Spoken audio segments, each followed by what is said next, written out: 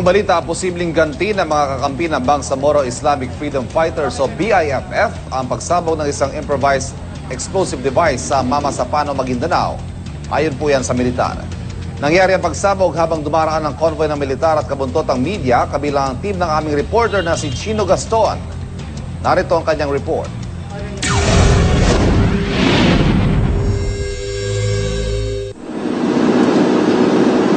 Tiyempong dumadaan kami sa isang highway kasama ng convoy ng militar nang makuna ng aming news team ang pagsabog na ito sa Mamasapano, Maguindanao. Ineskortan noon ng 2 tangge ng Philippine Army ang isang truck na puno ng mga sundalo.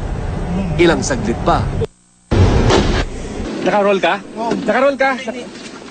Wala mo na, naka-roll yan. Atas mo, tol.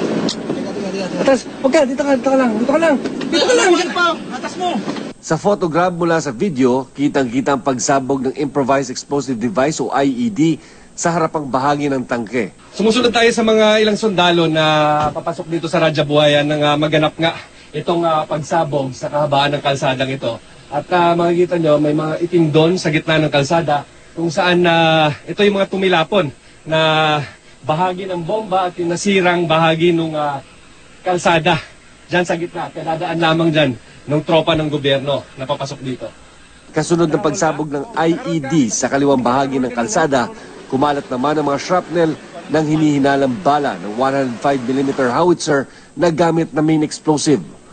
Wala mang nasugatan sa insidente, maingat pa rin kaming lumayo sakaling may iba pang papasabog na itinanim sa lugar. Kung tignan kayo kung nagasunod lang kayo sa sundalo. Parang sa basura nilagay.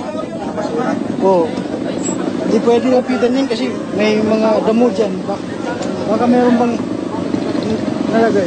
Ayon sa militar, posibleng desperadong taktika ng mga sympathizer ng Bangsamoro Islamic Freedom Fighters ang pagpapasabog. Lalo't nangyari ito, ilang araw lang matapos makubkob ng militar ang kuta ng mga rebelde. Wala na nga silang military capability. At the same time, gusto nilang bumawi. No? But overall, this is a very desperate move. Nitong Sabado lang nang sumabog ang isa ring IED sa bayan ng Datu, Saudi Ampatuan, kung saan sugatan ang 2 mamamahayag, 4 na sibilyan at 6 na sundalo. Kung ang mga baluarte nila sa Maguindanao nakubkob na, ang BIFF naman sa North at South Cotabato nakipagsanib puwersa sa MNLF para sa adhikaing maging independent ang Mindanao. The closure of the tripartite talks is a signal that they are closing the talks with the MNLF, notwithstanding the fact that several provisions of the agreement had not been signed yet. They close it, so there is no more.